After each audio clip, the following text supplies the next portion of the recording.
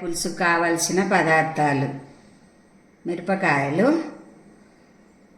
కలియమాకు, కొత్తిమీర, మెంతి పొడి, అల్లం పేస్టు, ఉప్పు, చక్కెర కొంచెం, పల్లీలు, చింతపండు.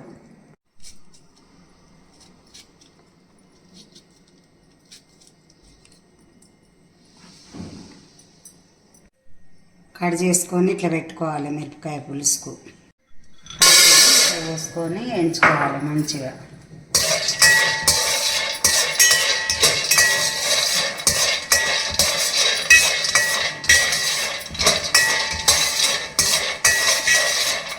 పల్లీలు మంచిగా వేయించుకోవాలి.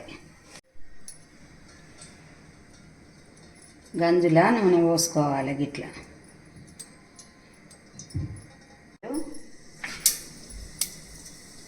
జీలకర్ర,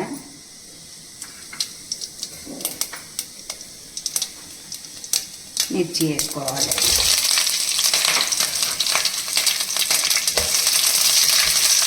ఇలా మంచిగా గోలించుకోవాలి.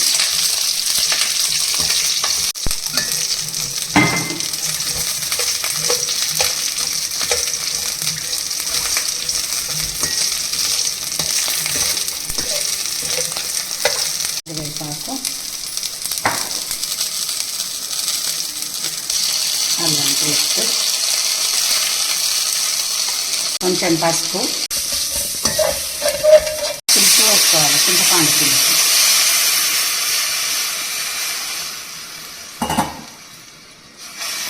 పులుసు పోసుకొని మంచిగా కలుపుకోవాలి.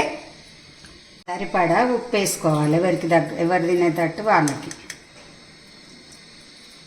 పల్లీలు చల్లారినాక ఇట్లా ముద్దలాగా పట్టుకోవాలి, గ్రేవీలాగా. ఒక 2 సార్లు గిట్లా పులుసును మంచిగా కలుపుకోవాలి.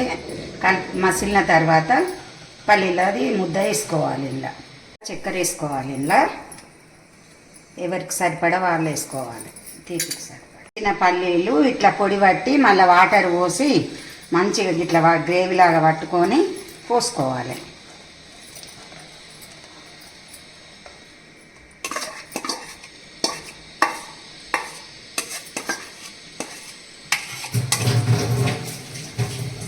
ఇట్లా మంచిగా కలుపుకోవాలి. చిటికెడు మెంతి పొడి వేసుకోవాలి. ఇది మిరపకాయ పులుసు కనుక కారపొడి అవసరం లేదు దీంట్లో. పులుసు అయిపోయిందిగా.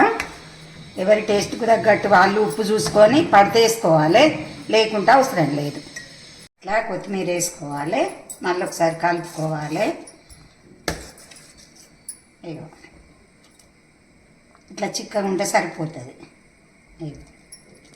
ఇట్లా మేమైతే అన్నంలో చప్పటి పప్పు కలుపుకొని పోసుకుంటాము. మీకు ఎట్లా ఇష్టమైతే అట్లా పోసుకోవచ్చు. ఇట్లా పోసుకున్నా బాగానే ఉంటుంది.